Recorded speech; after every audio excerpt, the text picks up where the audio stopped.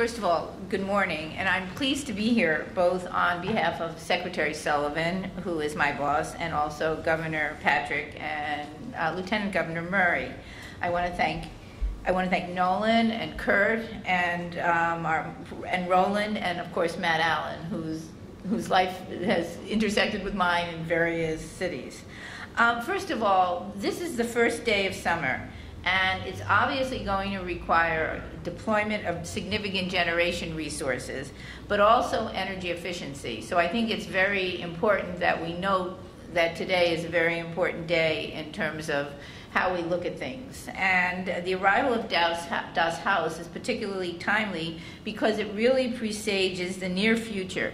It tells us about technologies that are available today but really need to be deployed pervasively.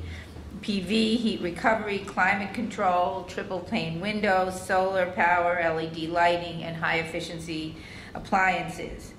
When these technologies are deployed extensively, then the extremes of a day like today won't be so scary to us. We won't have to be worrying so much about whether we have the power generation available to meet the demand that we know we're going to see later today. So I think that it's very important that we set this context about Das Haus and about the work that Fraunhofer is doing. Fraunhofer, the Center for Sustainable Energy, was established in the Commonwealth in 2008 through an implementation grant from the Clean Energy Center, originally known as the Massachusetts Technology Collaborative. And it serves as an important model for research and deployment of building technologies in a state that prides itself in the clean energy revolution. And there were some questions that I just heard about what DOE is doing versus what we're doing in Massachusetts and how do they interact. So I'll be able to answer some of those questions if you ask them to me a little bit later. Anyhow, for us, an organization like Fraunhofer is a critical partner. And we're looking forward to the completion of your future headquarters in Boston's Innovation District, which we think will be a living laboratory for the validation of cutting-edge technology, industry, R&D, and partnerships. And the fact that a lot of sort of this new technology is coming from Germany and we're needing to implement it is also very important to us. So what I'd like to do this morning is briefly provide an overview of what we're doing in Massachusetts and link these opportunities and successes to Fraunhofer and the work that it's doing and how it can really help us be substantive in deploying these new technologies that will enable us to meet our very ambitious global warming and energy efficiency goals. And what I think that people don't understand in the marketplace is that we in Massachusetts have established the most far-reaching global warming greenhouse gas efficiency goals in the country. So that what happens in the marketplace and what happens in people's daily lives and what happens in research institutions is very critical for us to reach these goals that were set by the legislature and established by the governor. And Nolan is now sitting in our global warming implementation committee that we've established that is going to take us to the next step. So what you do on a daily basis is actually very important to the state, and we're very sensitive that sometimes it's difficult for you to do your work or for you to undertake your research, but it's very important in a bigger global context, which sometimes gets lost. So I think Massachusetts is at an inflection point, because we have a history of major success as a state in implementing a clean energy agenda. But we're also at a point where we have to delve deeper and drive more fundamental change. And what we have learned from an implementation perspective is people love goals, they sound great. People like to implement at a base level, that's easy, low-hanging fruit. But when you try to delve deeper, when you really get into the heart of how people have done things, how codes have been established, all sorts of things, all of a sudden the various interest groups that sort of benefited from the way things were before don't like change. And we're really at that point from a policy perspective where we can sit on our laurels, we can change very little at this point in time, or we can really delve deeply. And that's really what I think that we're trying to do in the next 2.5 years of the Patrick administration before the next election. So we really see this as a critical point in time for us to make some more significant change. But it's really on the implementation side because we've set these very intense goals. So one of our goals is to achieve a 20% reduction of the state's anticipated energy demand through energy efficiency in 2020, and that in that same year target a greenhouse gas emission reduction of 25% below 1990 levels. This is significant. And this is a goal that a lot of people say that we're going to have a lot of difficulty meeting, but we think if we're focused and drive in the right direction, we can do it. And New England is also in a very different place from the rest of the country because we sit at the end of the energy pipeline. And we're hearing about a natural gas revolution in this country. We're hearing about an oil shale revolution in this country. But in Massachusetts, it's not going to happen in the same way that it happens other places because we don't have the gas pipeline capacity to come into our area. And it's going to take years and years to get it if we're able to actually have the market, attract market participants in. So we have one resource. In addition to renewables, we have energy efficiency. And that is where we have to go, and that's where we're going to have to dig deeply to get what we want from our goals and also from the environment. And the other piece is jobs. One can look at all sorts of policies, but today it's the golden nugget, clean energy jobs. So we see clean energy policy as a very important link to those jobs. So we have to place everything in this broader context and what people do in their daily lives from the research to the marketplace.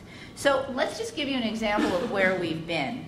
On the renewable energy front, since 2007, we've added nearly 120 megawatts of wind and solar power to the state's energy mix, which translates into a 30-fold increase in solar power capacity and a 10-fold interest in land-based wind.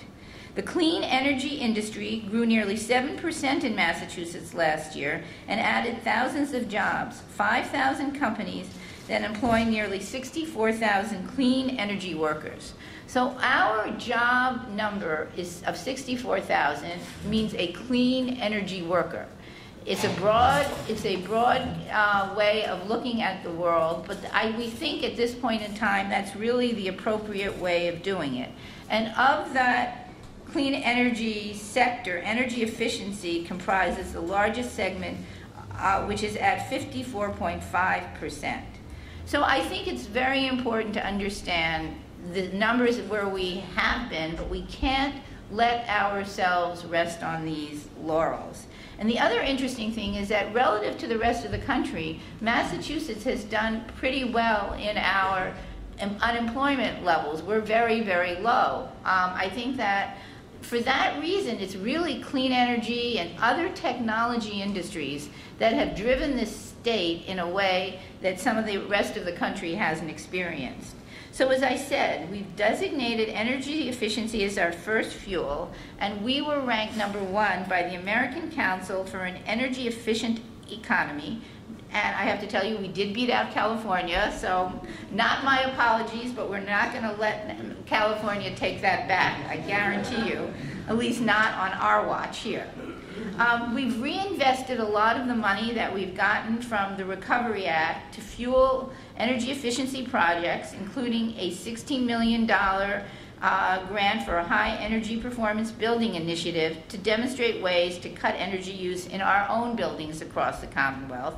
We recognize that energy efficiency requires local commitment, so the legislature passed something called the Green Communities Act, which says that cities and towns have really an opportunity to become much more energy efficient, And right now, we anticipate that over 100 cities and towns throughout the Commonwealth be part of our program. So that to date, more than 2.7 million residents in Massachusetts live in a green community, and that's 42% of our population.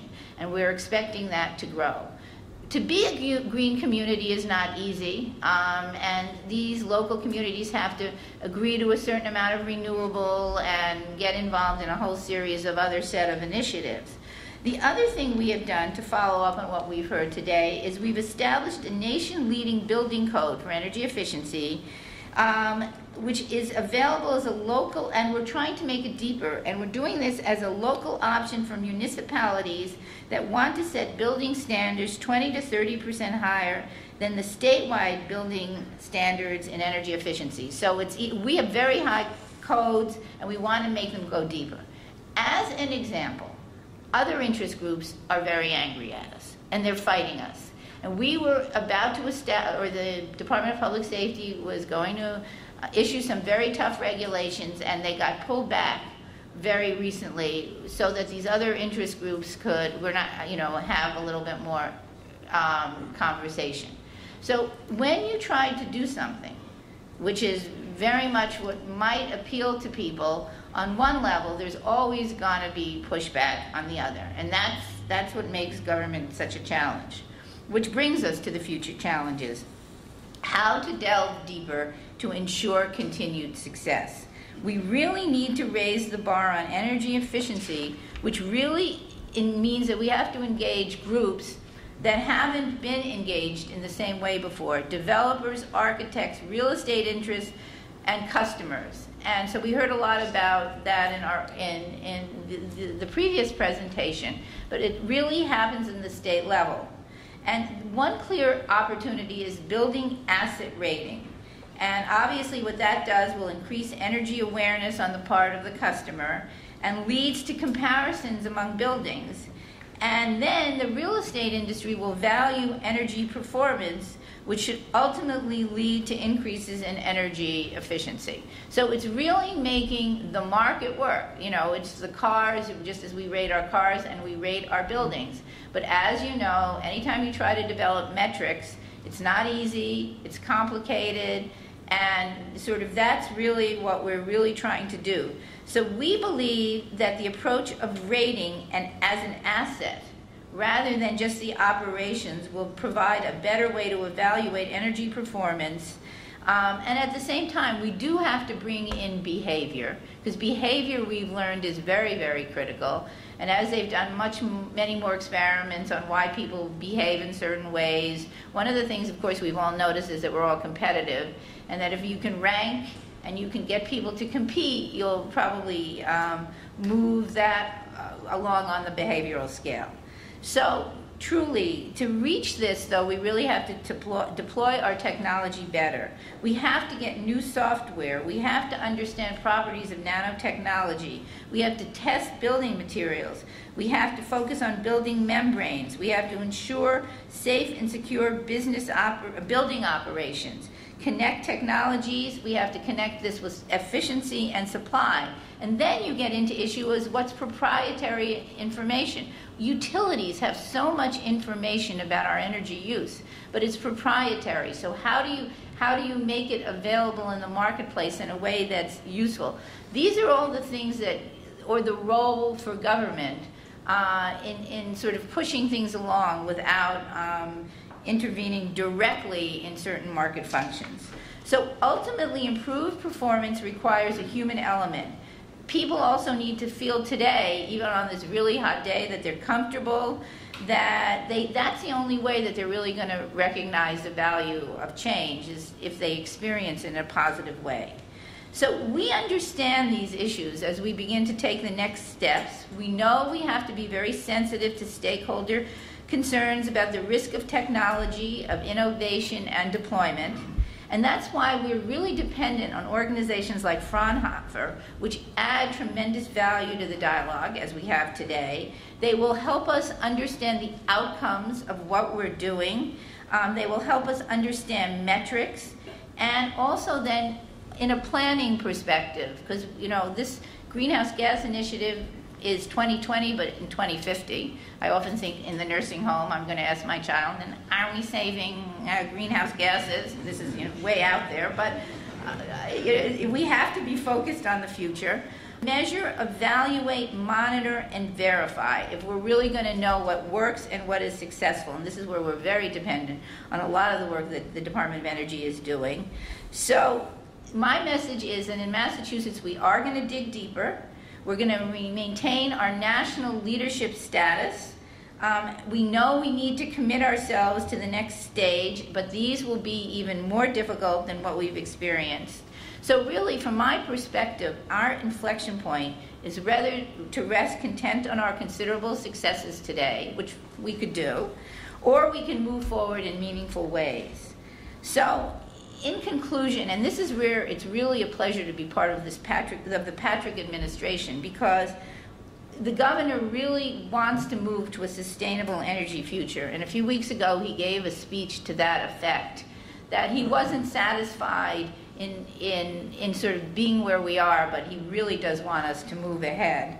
Thus, we're very committed to this and to meeting these very intense greenhouse gas goals that we've taken the steps of putting out there, which is a very bold thing in itself. So we're very confident that we can meet our goals, but that we need organizations like Fraunhofer, who will be essential partners in advancing building technology, helping us to understand commercialization, and effectively demonstrating the benefits of living a clean energy future. So I thank you very much, and I'm sure there's some questions, and I'll try to answer them. Thank you.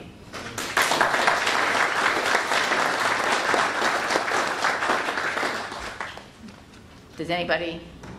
Yes. I have two questions. Yes. You referred, I'm assuming you referred earlier to the 2012 energy code.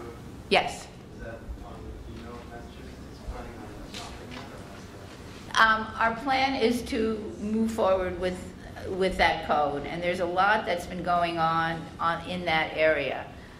So yes, we anticipate adopting it, and the question is what we do with our stretch code and how we're able to dig even deeper. But right now, we anticipate adopting it. Sorry, the second question was, I'm curious because you mentioned behavior. Mm-hmm. Is it, and this wasn't mentioned at all in the Department of Energy, but is it sort of a universally held truth now that conservation is not sort of a separate issue? I mean, I think when you say conservation, we're now using, my term of preference is energy efficiency. Well, I guess I'm talking about user end. What do you mean? So repeat your question again. It doesn't seem that there's a separate initiative for conservation. I would probably say it's really energy efficiency, yes. I think that's how we would like to look at it. Yes. Hi, I wear multiple hats. I'm president of Passive House New England. I'm an architect, and I also manage energy efficiency programs for ICF and therefore the utilities in the state. Mm-hmm. And the two things to me that seem critical to change in this area are the adoption of building energy labeling, mm-hmm. as well as adoption of the IECC 2012 mm-hmm. as written. So my question is, what can we here in this audience do to help?